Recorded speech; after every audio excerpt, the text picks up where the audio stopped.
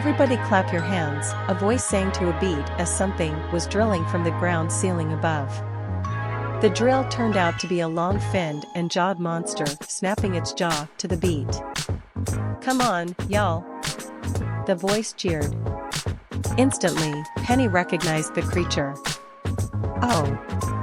I believe we witnessed this one in the Burkidio's video," the gynoid pointed out. "You're right, Penny. That was the very first of these monster videos we ever watched. That seems like so long ago now," Velvet said, feeling nostalgic along with several others. "It's amazing how far we've come since then. A lot of these monsters seemed really terrifying and like we could never stand up to them. And that's still true for some of them. Now I'm thinking about how much more fascinating Remnant will be with them on it. Especially these guys," Blake said, cuddling up with Sierra as the miniaturized monster licked her face. "It's also incredible to look back and realize just how many videos we've watched of all these creatures," Weiss added. "Indeed. At first, I felt like it would be a waste of time, but now it feels like we have a genuine chance to fight back when these monsters appear in our world," Winter said, then blushed a bit. "And, as much as I hate to admit it, Rage has had a few moments where he was genuinely funny and entertaining." "The same to your brother," she admitted. Ruby, however, was amazed at the creature before them and the liquefied rock on its body. "Wow. That lava on its body looks really, really cool," she said. "Actually, my little Rose, I'm pretty sure it's quite hot," Summer told her with a giggle.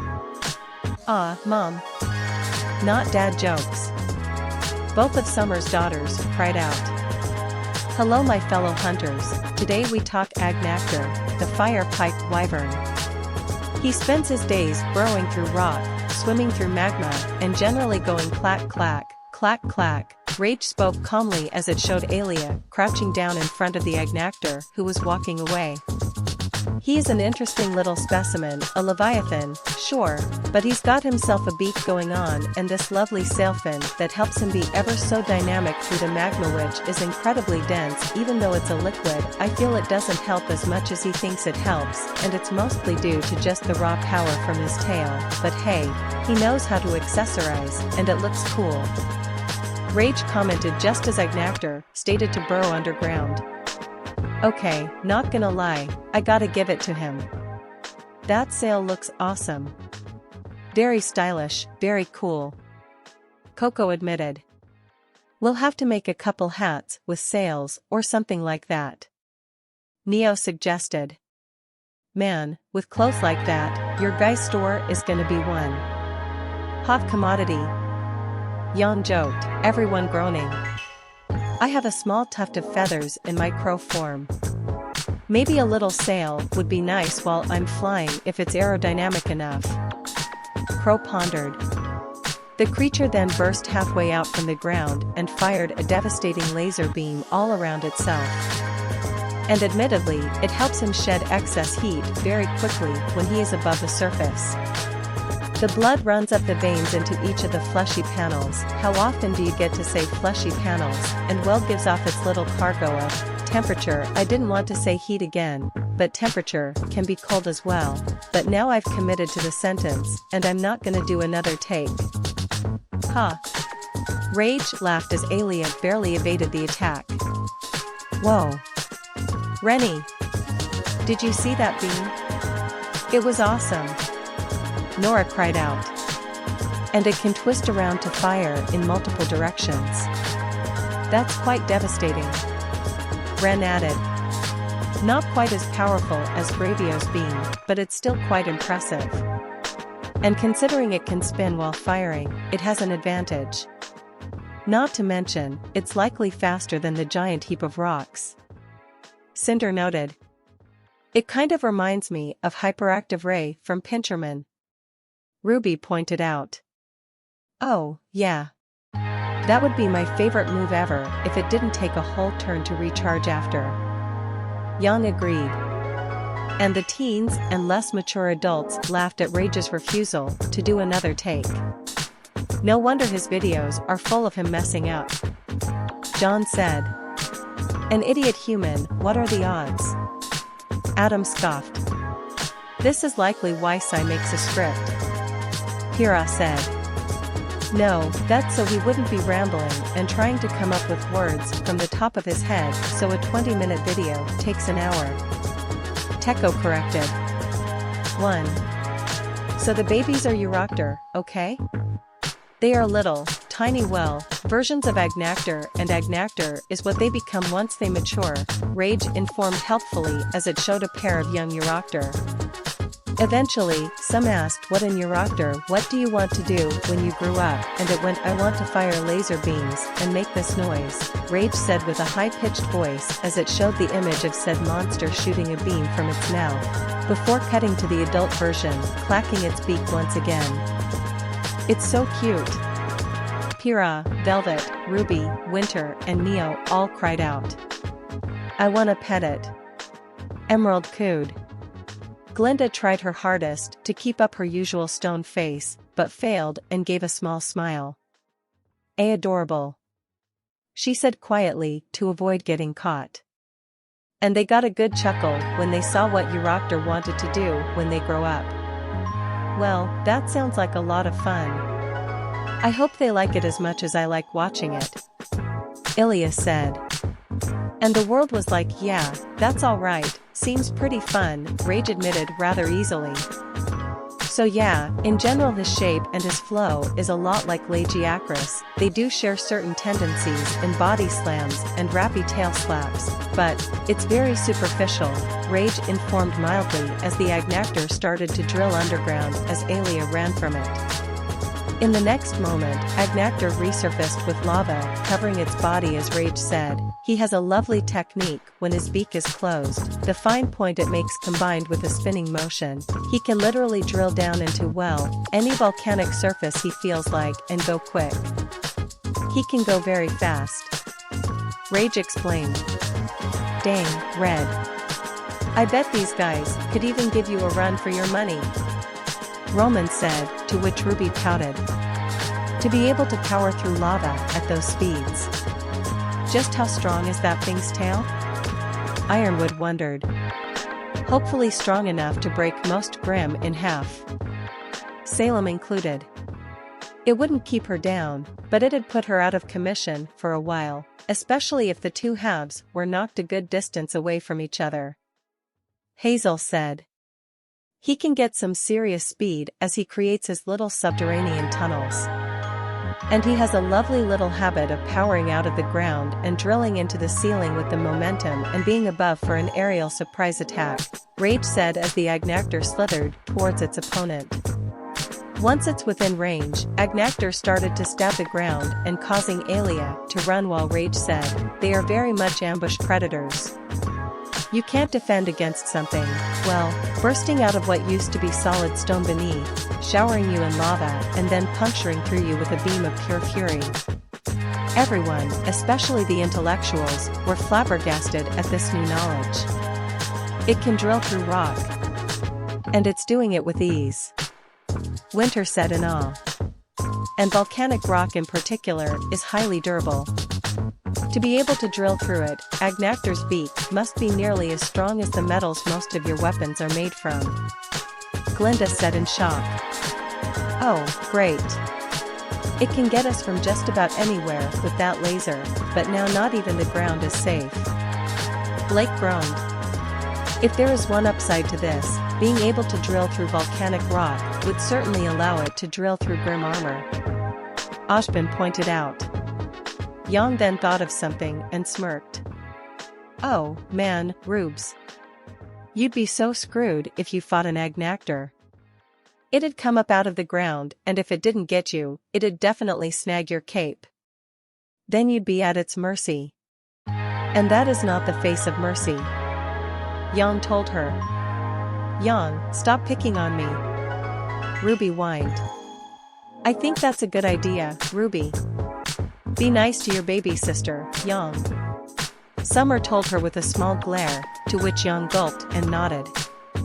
Mama's girl. Neo giggled at Yang, who glared at her.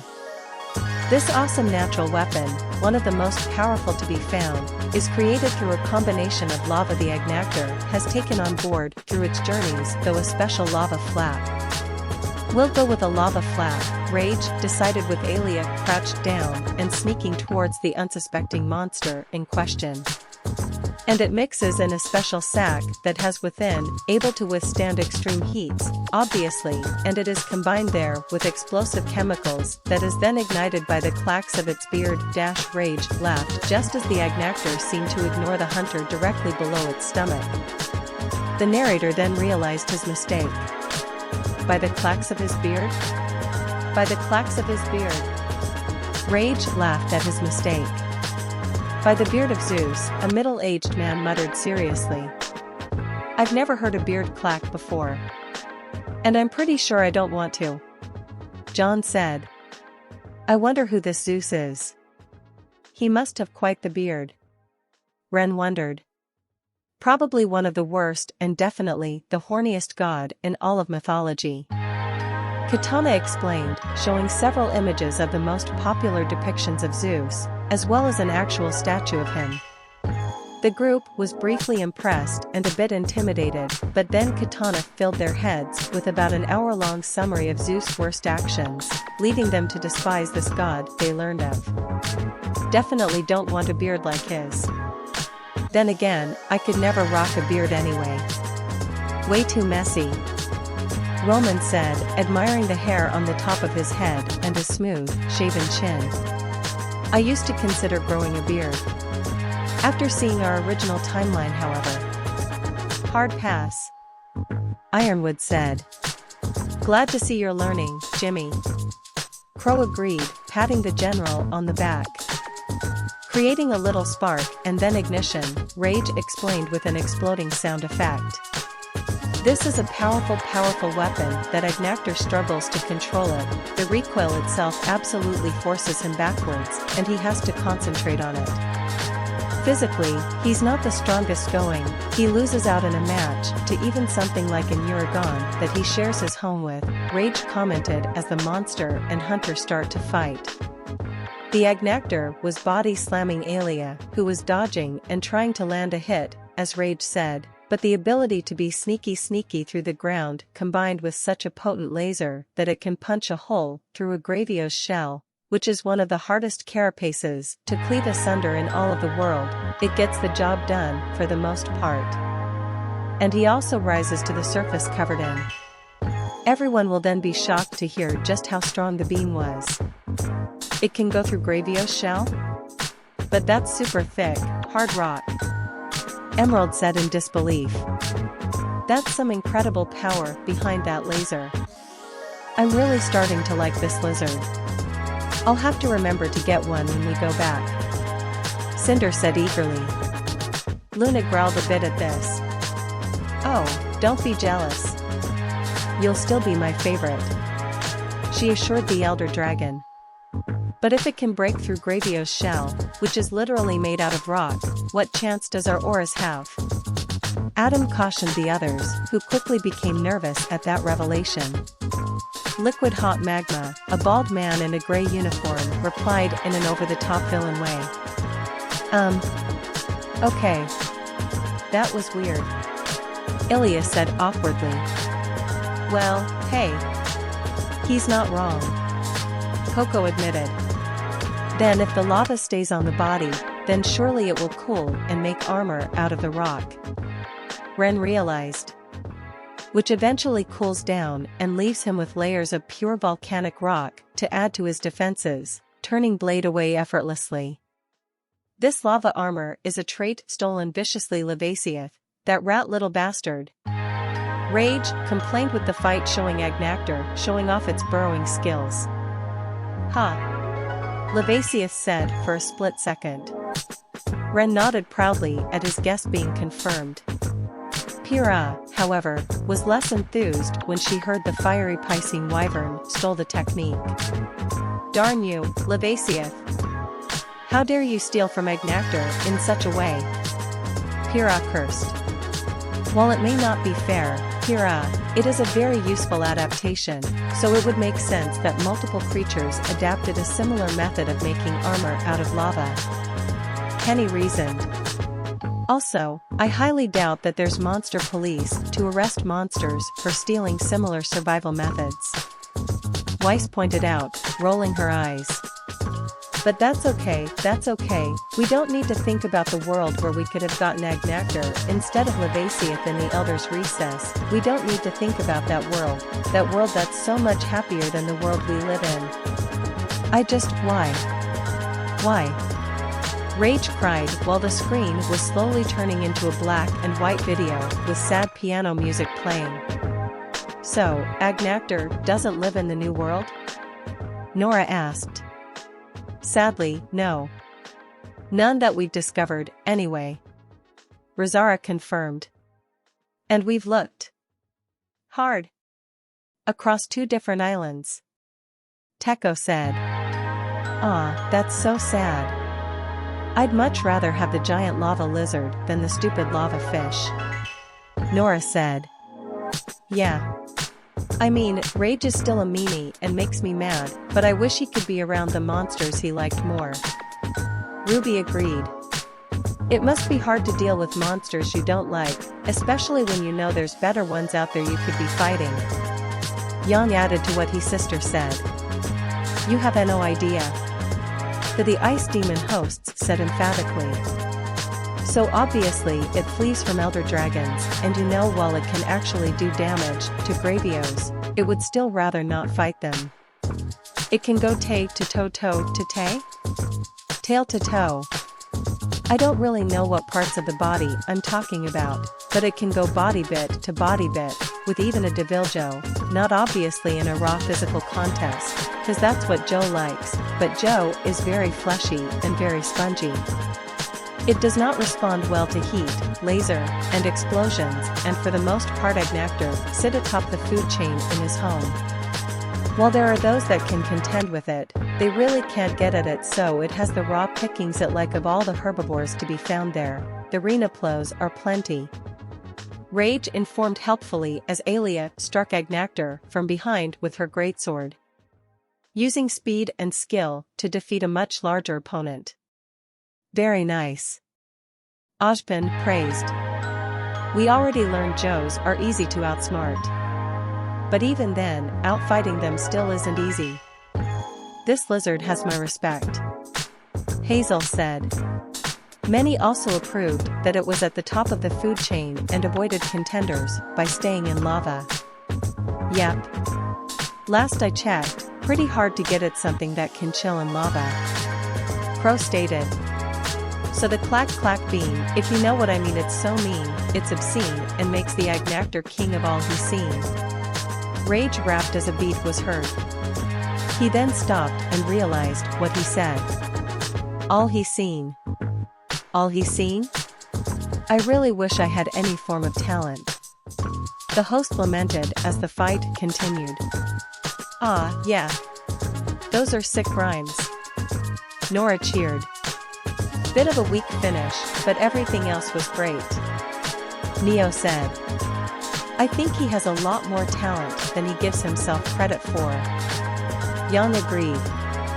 You know, it's snapping when it readies its beam is honestly kind of cute. Some are cute a bit. What I'm trying to lay down for you in wicked rhyme, why do I make these videos? Is that the laser is so potent that the Agnaktor doesn't have a natural predator. It carves out a territory and it will aggressively defend it if you step foot swell, it's gonna know where from your vibrations through the earth and it's coming for you.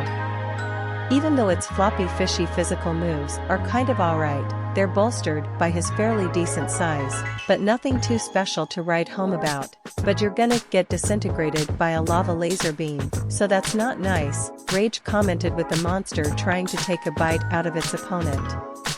Well, then isn't that something to write home about? Velvet asked. Well, yeah. But good luck writing anything after you got vaporized by lava. Emerald pointed out. That's not nice? Really, Rage? I don't think there is a nice way to get killed by a giant lava monster. Ilya laughed.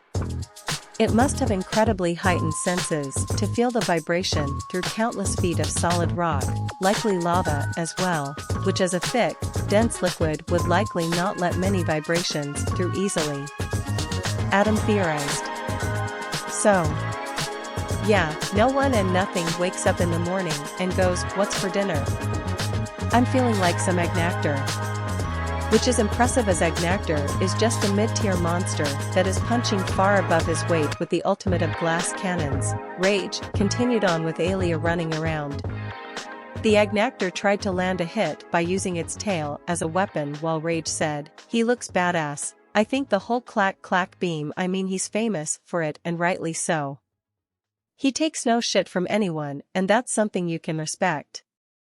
He arguably has, compared to the rest of him, just the strongest weapon of any monster. It's just... I hope you guys are getting a lot of lore information from me just making this sound Rage declared as the creature slithered around. They were all shocked at this news. No way. That thing's only a mid-class monster? John cried out. Guess your second choice monstie isn't so tough after all. Cinder? Roman taunted. Cinder huffed at this. Oh, please.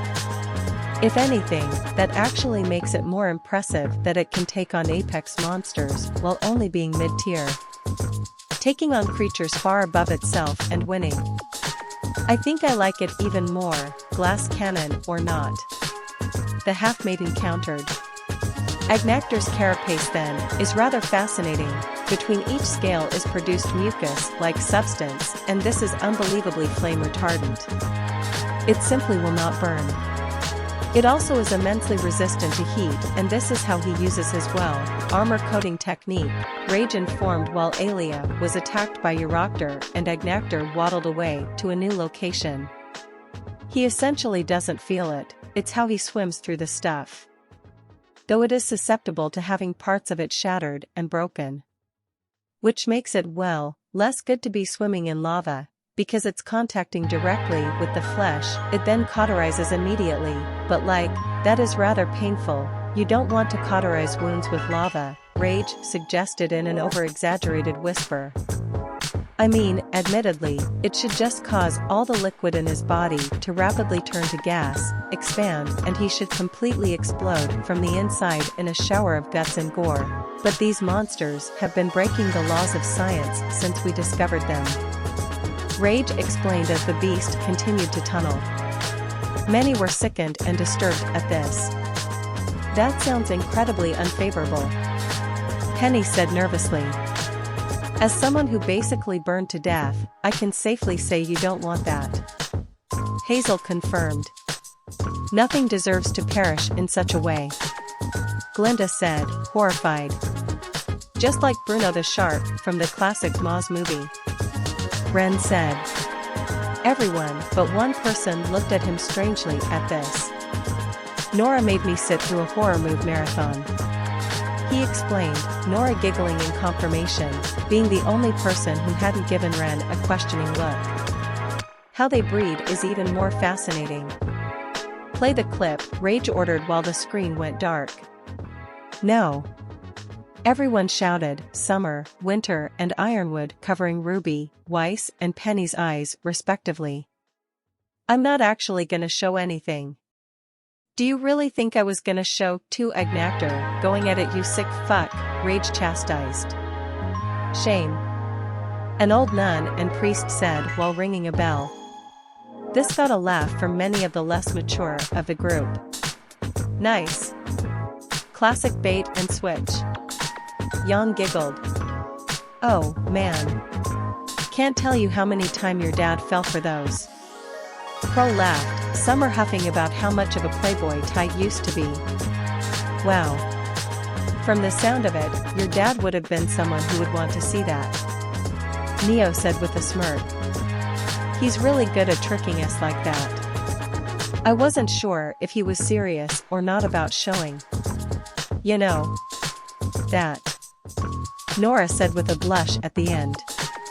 And he's got a lot of nerve calling us a bunch of sick fucks.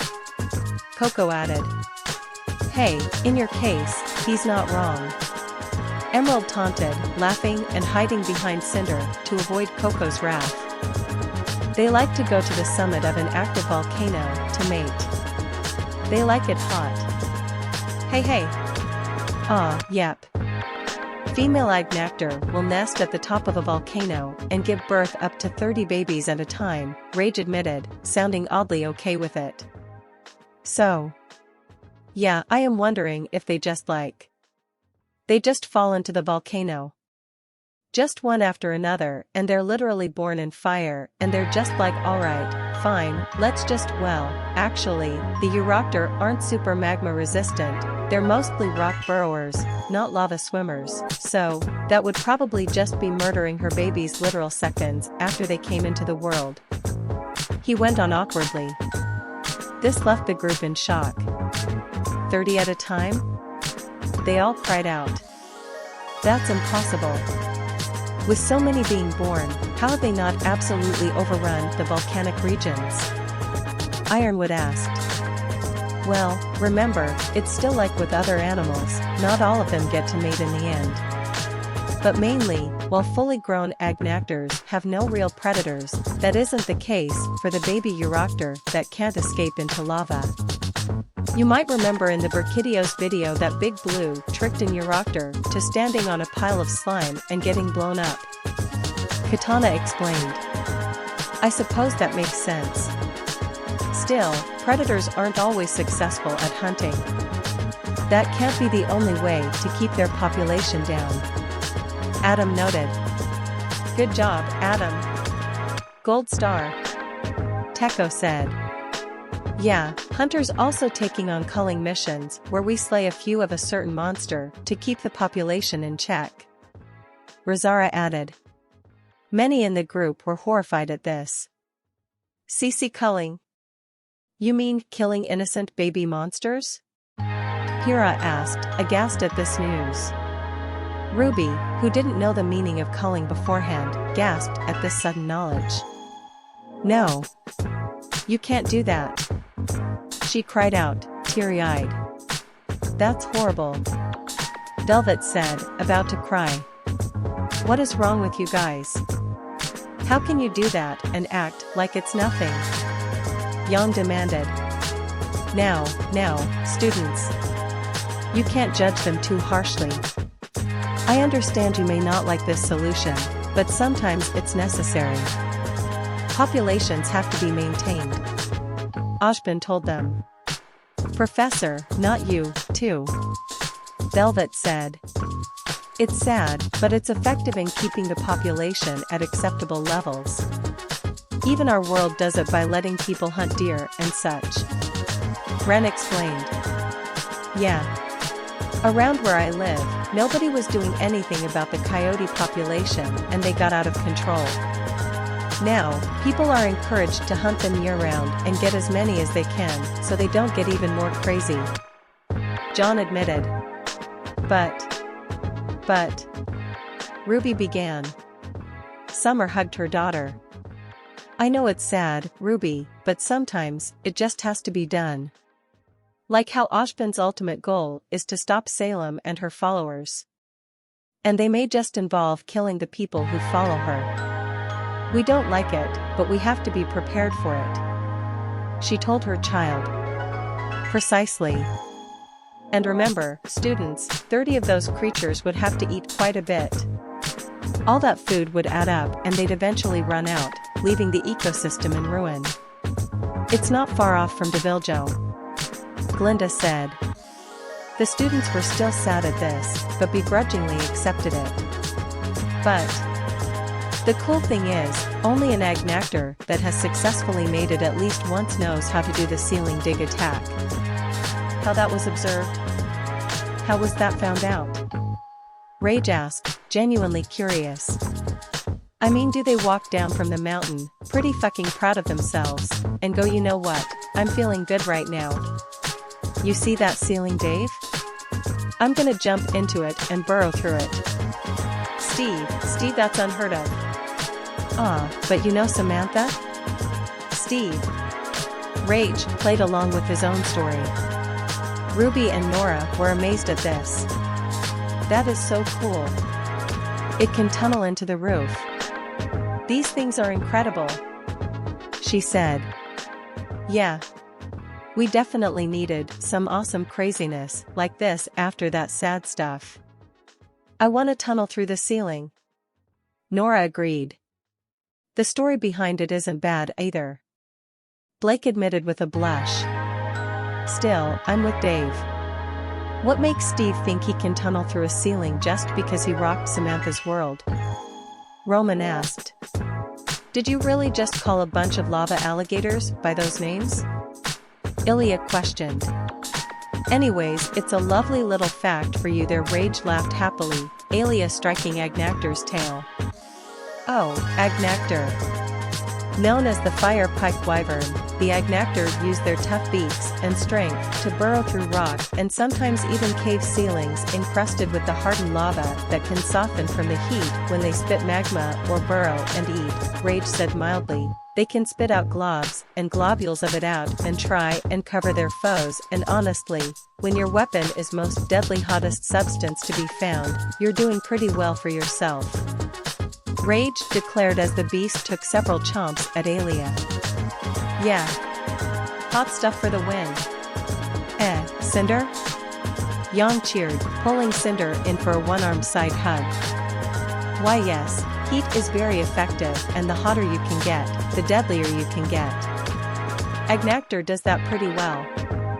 Now let go. The half-maiden demanded, trying to free herself from the grip of her future sister-in-law. So your base Agnaktor, he is lovely in a majestic animal sense even though he would still kill and eat you in a moment's notice, Rage complimented with Agnaktor slithering around on screen. They do have a subspecies and, in my opinion, it's probably the best subspecies, full stop on that. I think is immense, what I think creative, but it just swapped out its element which I think is cool literally, and the way you thought I meant it, glacial Agnaktor, Rage introduced dramatically as the scene changes from a volcano to a frozen cave and an icy-looking Agnaktor standing there. Everyone was quite impressed by this new ice version of the fiery beast. It's incredible. Weiss cried out with stars in her eyes. The icy colors look so much better. And using ice instead of fire is so much more elegant. Winter said, equally awed by the chilly Leviathan. You know, you're really not doing yourselves any favors to ditch those Ice Queen nicknames. Crow told them. Still, that's pretty cool. A lot of the subspecies have been pretty much the same, just a different color, so switching elements to the exact opposite of itself is really neat. John pointed out. More monsters for Atlas Defense Force. Ironwood said hopefully. Should we be worried that that's the first place he goes to? Not cool. We might see this in passing in Atlas, or that could be a problem for Atlas in the future. Roman questioned. He means well. I think he's been at this general thing a bit too long. And losing all those parts might have messed with his brain. Summer assured him. It does what Agnaktor do, but with ice, it burrows through ice. It comes out covered in ice that slowly melts and gets softer over time, the reverse armor setup of its normal Agnaktor counterpart, Rage informed, the monster on screen doing a similar attack to its hot counterpart. It started to burrow under the ground as Rage spoke. It fires a beam of pure hail and ice that shreds flesh, breaks bones, and powers back foes. It's not as strong as the lava equivalent beam, but still plenty powerful, no longer needing the clack-clack ignition, but still clack-clack they do, because you know that is how Agnaktor is. You've got a clack-clack even if you don't need to clack-clack, because it's such a wonderful sound. Do any of you guys just like the sound of, like, horse hooves on like a pavement, or like clogs on a wooden floor? You know, just like a really nice, crisp. It's one of my favorite sounds, I thought you'd appear to like that. Rage said as the clop of horse hooves could be heard in the background. I have to admit, its clacking noise does put a bit of a smile on my face. Hazel said. Agreed. Somehow or other, it's quite satisfying. Almost like a white noise someone could fall asleep to. Glinda said. Yeah, it's a cool sound. And kind of funny, too. But I think I like those horse hooves a bit better. Ruby admitted, still enjoying the sound. But because the beak is not needed for the ignition system, it has grown larger and sharper, and it's much more deadly weapon. The pike and the pike wyvern is very much named after that because it can be swung around as such and absolutely cleave would-be aggressors in twain, Rage explained in great detail, the monster smashing the ice floor in the process. The freeze pike wyvern, as you know, not a lot of huge points for guessing that, but there you have it, they're really not hugely different, but they are really fantastic. I mean, just taking it and fully element flipping it, how often do we get that? You get things like Rathian, but now it's pink, then you compare it a magma monster becoming an ice monster with a reverse of one of its most unique mechanics, and it just works absolutely beautiful. Rage admitted with glacial Agnaktor swimming through the ice effortlessly. Quite interesting how much a difference in the material it tunnels through affects its beak. Ashbin noted. It seems you and Rage had the same thought process, John. Kira told her boyfriend. I'm not sure if that's a good or bad thing. John said. Hey, as long as the monsters are legitimately different and not just a different color. Emerald told them. Yeah, I was getting sick of that, too. Neo agreed. It then leapt out of the ice and came crashing down, coated in ice like Rage said. It's the only Leviathan that can swim through ice, at least as we're aware of. It can fight and beat things like Tigrex, which is already an impressive achievement. Their beaks just shatter through ice layers like it ain't nothing and, generally, they're the masters of their terrain, Rage said, the Leviathan using its ice beam as it backed up and hit the hunter in the process. They're faster, they're stronger. Their movement is more fluid and furious, and they generally get the job done. Their claws a lot sharper. In fact, in general, the glacial has really got the normal beat, because they don't rely on a super weapon despite having a kind of beam, they have to get in there and get dirty themselves. The claws also doubles up as helping them maintain balance on the icy slippery terrain. They lock deep in the ground to help them maneuver in a very effective manner, Rage said while the hunter attacked the Agnaktor. Ah, yeah. That's what Mama likes to see.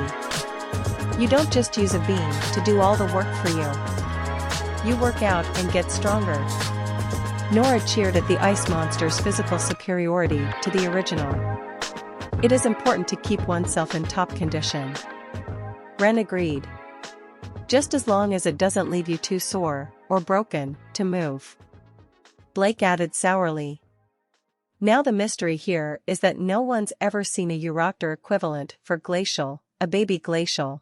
How they actually come to be is somewhat enigmatic.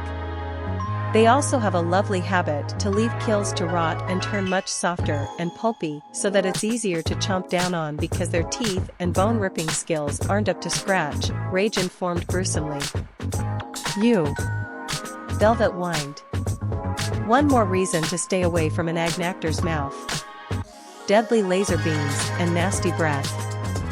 Coco gagged. Strange.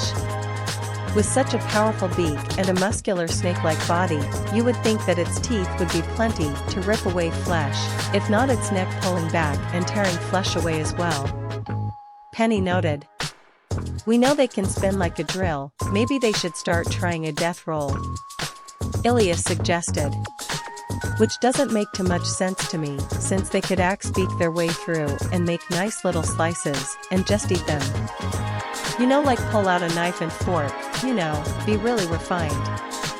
I think glacial Agnaktors aren't really the savages they appear to be, but their scales make them so heat-resistant also insulate them from the cold just as well, although a slightly different substance is secreted, Rage concluded as the fight ended and everything went black.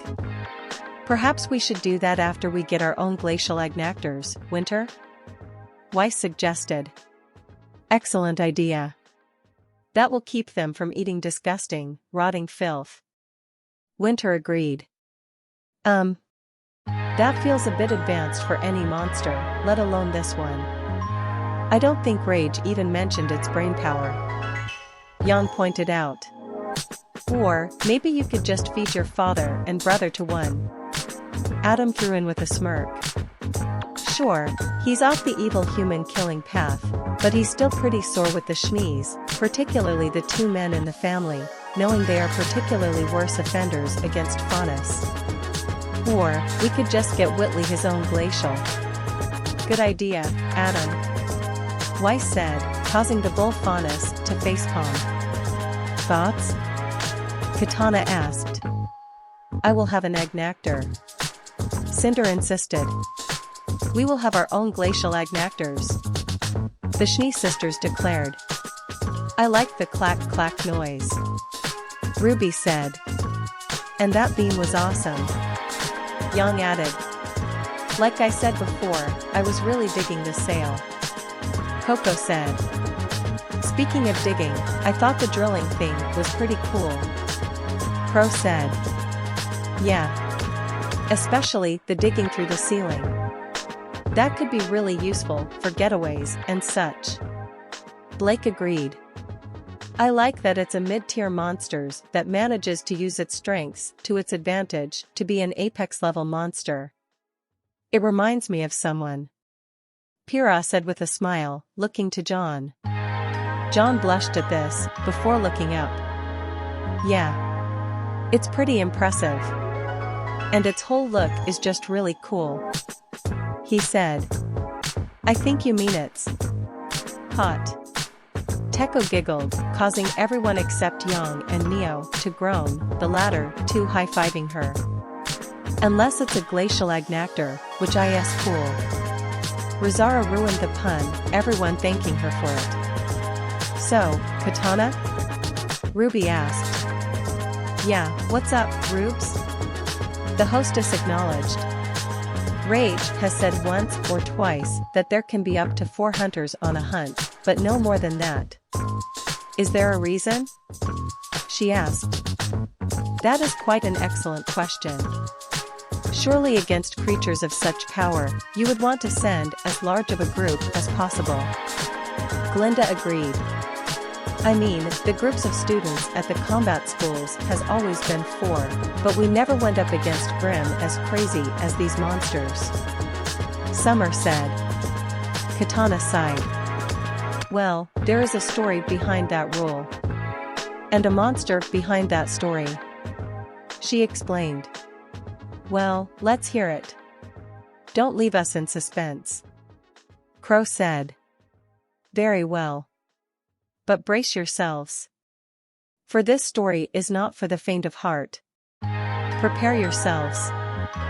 For Lao. Shan. Lung. Katana declared, playing the next video.